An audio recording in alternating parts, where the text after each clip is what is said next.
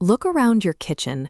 You are likely surrounded by plastic bottles, Tupperware, and synthetic buckets.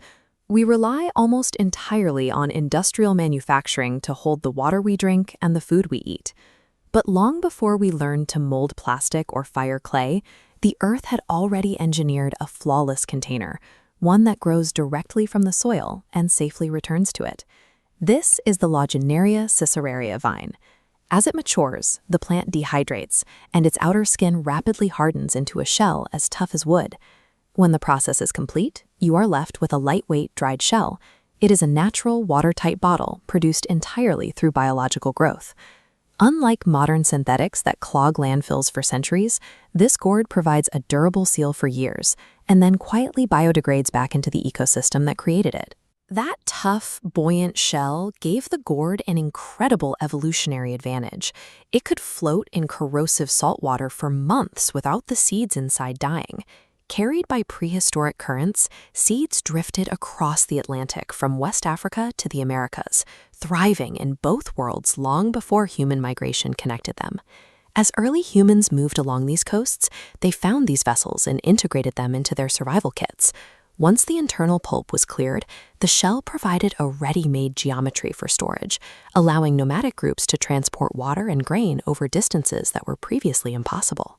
In Africa, communities domesticated the calabash for its versatility.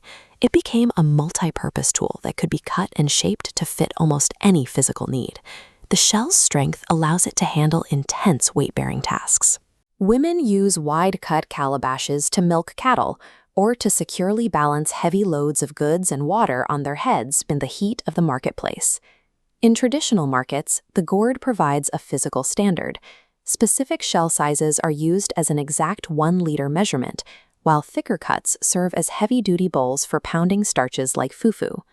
The vessel also influences the food it holds. Merchants in Niger note that the woody scent of the calabash permeates traditional millet drinks like awara, providing a specific flavor profile that plastic cannot replicate. The gourd isn't just a container. Its organic properties actively shape the culinary identity of the region. While the shell is durable enough to hold water and grain, its rigid walls are also uniquely shaped to hold sound. By hollowing and drying the fruit, artisans create an optimized acoustic chamber. Sound waves from a vibrating string enter this internal void and bounce off the curved walls, amplifying the volume.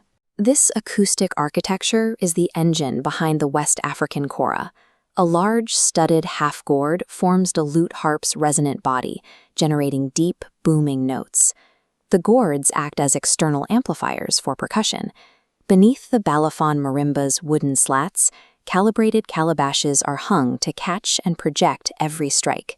By cutting off the narrow necks, the shells are transformed into wind instruments, forming the distinctive, curved shape of the Ugandan bigwala trumpets.